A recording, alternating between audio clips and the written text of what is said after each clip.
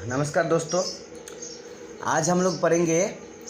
इधर सुनिए, ध्यान ध्यान इधर दीजिएगा थोड़ा। आज हम लोग पढ़ेंगे रासायनिक अभिक्रिया और समीकरण।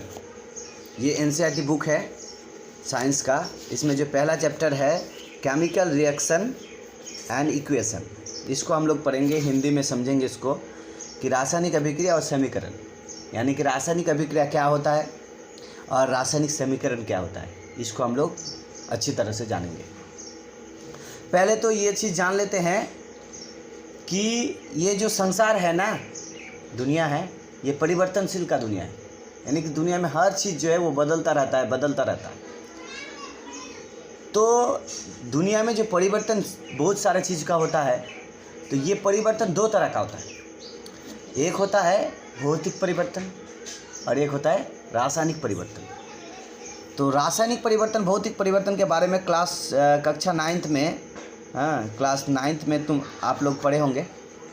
क्लास 9th में किसे कहते हैं रासायनिक परिवर्तन और किसे कहते हैं भौतिक परिवर्तन। फिर भी थोड़ा सा मैं क्लियर कर दे रहा हूँ यहाँ पर। जैसे पानी जो परिवर्तन होकर, अगर उसको मैं फ्रिज में रखूँ पानी को, और पानी थोड़ी देर बाद क्या हो जाएगा, बर्फ़ में बदल जाएगा। तो उसमें जो परिवर्तन आया, इस तरह के परिवर्तन को हम लोग भौतिक परिवर्तन कहते हैं। क्यों कहते हैं? पानी बर्फ़ बन गया या फिर पानी को गर्म करके भाप बनाते, तो वो भी उसका परिवर्तन होता है। तो इसे हम लोग भौतिक परिवर्तन इसलिए कहते हैं क्योंकि इस तरह के परिवर्तन को हम लोग, उसके गुणधर्म में पूर्णतः परिवर्तन नहीं हो रहा है। पानी का गुणधर्म जो था, बर्फ़ का गुणधर्म भी लगभग वैसा ही है, खाली उसका अवस्था परिवर्तन हो रहा है। तो अगर किसी पदार्थ का परिवर्तन होने के बाद एक नया पदार्थ ना बन जाए, पूरी तरह से नया पदार्थ अगर ना बन जाए, उसका सारा गुणधर्म परिवर्तन ना हो जाए, उसका गंध, रूप, अवस्था, एकदम सारा कुछ अगर एक साथ परिवर्तन हो जाए, तब हम लोग रासायनिक परिवर्तन कहेंगे उसको। लेकिन जब एक खाली अवस्था परिवर्तन हो रहा है या फिर खाली उसमें चीज़ें बदल रही है, लेकिन नया पदार्थ निर्माण नहीं हो रहा है, बदल तो रहा है लेकिन नया पदार्थ कोई निर्माण नहीं हो रहा है, तो उसे हम लोग रासायनिक परिवर्तन नहीं कर सकते। एक उदाहरण लेते हैं कि रासायनिक परिवर्तन किसे कहेंगे, और रासायनिक परिवर्तन जहाँ होता है वहीं पर रासायनिक अभिक्रिया बनता है। एक उदाहरण लेते हैं, जैसे हम सभी को पता है जल कैसे बनता है। सभी को पता है कि जल बनता है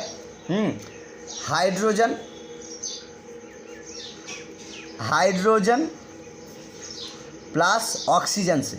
दो गैस है, एक गैस का नाम है हाइड्रोजन, दूसरा गैस का नाम है ऑक्सीजन। इन दोनों गैस के संयोजन से बनता है क्या? जल। अब बताइए, हाइड्रोजन गैस का गुणधर्म क्या होता है? एक हल्का गैस होता है, ज्वलनशील गैस होता है, और ऑक्सीजन गैस एक ठंडा गैस होता है, हमारे स्वास्थ्य के लिए बहुत ज़रूरी होता है। दोनों गैस का गुणधर्म अलग है, इसका गुणधर्म अलग है, इसका गुणधर्म अलग है कि नहीं? और इस दोनों के संयोजन से जो बनता है जल, इसका गुणधर्म देखो, इसका गुणधर्म इन दोनों से ही अलग है। यानी कि जल का गुणधर्म ना हाइड्रोजन से मेल खाता है और ना ऑक्सीजन से मेल खाता है। तो ना ऑक्सीजन से मेल खाता है, ना हाइड्रोजन से मेल खाता है। लेकिन यहाँ पर जल जो बना हाइड्रोजन और ऑक्सीजन से मिलके ही, लेकिन ये पूरी तरह से एक नए पदार्थ बन गया। तो ऐसी घटना जब घटेगी तो तब हम लोग उसको कहेंगे रासायनिक अभिक्रिया। ठीक है? ऐसा परिवर्तन जो होगा, माने तुमूल परिवर्तन, जिसको कहेंगे कि उसका मूल तक परिवर्तन, एकदम नया चीज़ बन गया, और उसको वापस उस चीज़ में परिवर्तन करना बहुत ही मुश्किल होगा। जल को फिर हाइड्रोजन ऑक्सीजन बनाओ बहुत मुश्किल है। रासायनिक विधि से बनाए जा सकते हैं, लेकिन आम विधि से बनाई नहीं जा सकती। तो इस तरह के परिवर्तन को हम लोग कहेंगे रासायनिक अभिक्रिया। तो इस हिसाब से रासायनिक अभिक्रिया का अगर परिभाषा की बात करेंगे तो परिभाषा कुछ इस तरह से होगा। रासायनिक अभिक्रिया का परिभाषा कुछ इस तरह से होगा, जब दो या दो से अधिक पदार्थ या कई पदार्थ आपस में मिलके आपस में उसके अंतःक्रिया होगा। उसके अंतःक्रिया होने के बाद एक नए पदार्थ, एक या एक से अधिक भी नए पदार्थ बन सकता है। नए पदार्थ जब बनेगा, का निर्माण जब होता है, तो उस घटना को हम लोग रासायनिक अभिक्रिया कहते हैं। यानी कि एक से अधिक पदार्थ आपस में क्रिया करके एक नए पदार्थ, एक या एक से अधिक नए पदार्थ, कुछ नए पदार्थ बनेंगे, नए गुणधर्म वाले पदार्थ बनेंगे।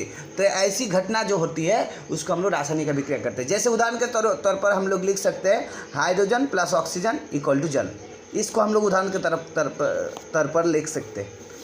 तो ये हो गया रासायनिक अभिक्रिया। तो अब हम लोग जानेंगे रासायनिक समीकरण किसे कहते हैं। रासायनिक समीकरण, तो रासायनिक समीकरण किसे कहते हैं? कहते कि होने वाले कोई भी होने वाले रासायनिक अभिक्रिया को जब निश्चित संकेतों के माध्यम से जब उसको दर्शाने की चेष्टा हम लोग करते हैं, तो जो दर्शाने का प्रक्रिया होता है उसको हम लोग रासायनिक समीकरण कहते हैं। यानी कि जो घटना घटती है, परिवर्तन का जो घटना घटती है, हाँ, उसको रासायनिक अभिक्रिया कहते हैं। और उस परिवर्तन को दर्शाने के लिए जो हम संकेतों का प्रयोग करते हैं, उस संकेत के समूह को हम लोग समीकरण कहते हैं, यानी कि इक्वेशन कहते हैं। हाँ, केमिकल रिएक्शन, जो परिवर्तन होगा, जो पदार्थों के पूरी तरह से गुणधर्म में जो परिवर्तन होगा, उसको हम लोग केमिकल रिएक्शन कहेंगे। और केमिकल रिएक्शन को दर्शाने के लिए जो हम लोग एक निश्चित संकेतों का सिंबल का इस्तेमाल करेंगे, उसको हम लोग करेंगे केमिकल इक्वेशन, यानी कि रासायनिक समीकरण। जैसे H2, इसको हाइड्रोजन के लिए हम लोग संकेत इस्तेमाल करते हैं H2, और ऑक्सीजन के लिए कहते हैं O2।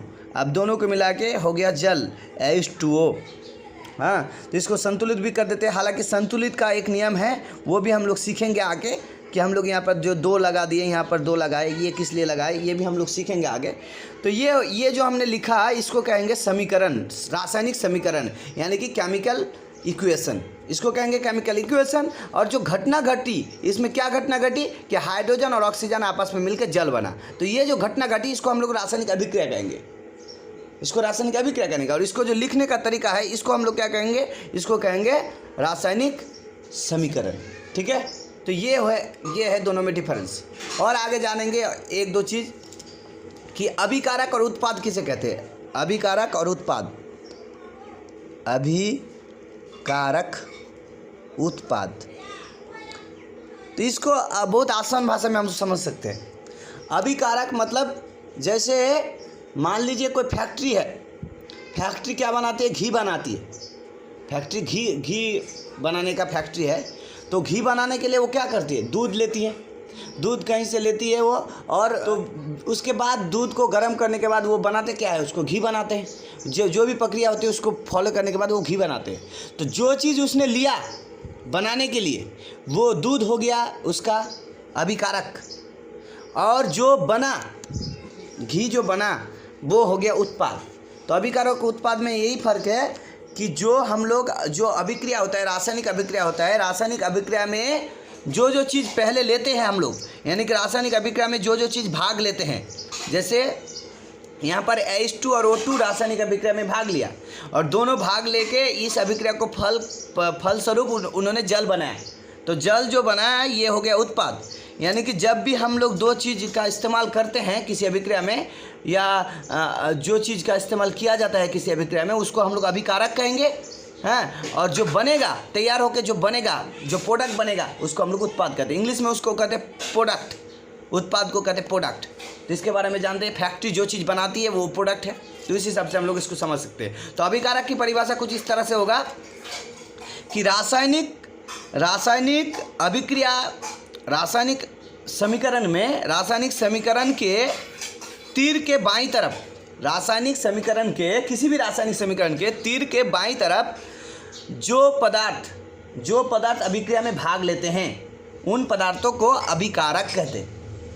रासायनिक समीकरण में तीर के बाईं तरफ जो पदार्थ अभिक्रिया में भाग लेते हैं, जो भी पदार्थ, जितने भी पदार्थ अभिक्रिया में भाग लेते हैं, उनको अभिकारक कहते हैं। और रासायनिक समीकरण में तीर के दाईं तरफ जो भी पदार्थ नए पदार्थ तैयार होता है, बनता है, उस पदार्थ को हम लोग उत्पाद कहते हैं। तो ये हो गया दोनों में डिफरेंस। यानी कि जो अभिक्रिया में भाग लेते हैं उसे हम लोग अभिकारक कहते हैं, और जो बनते हैं तैयार होकर नया पदार्थ, उसे हम लोग उत्पाद कहते हैं।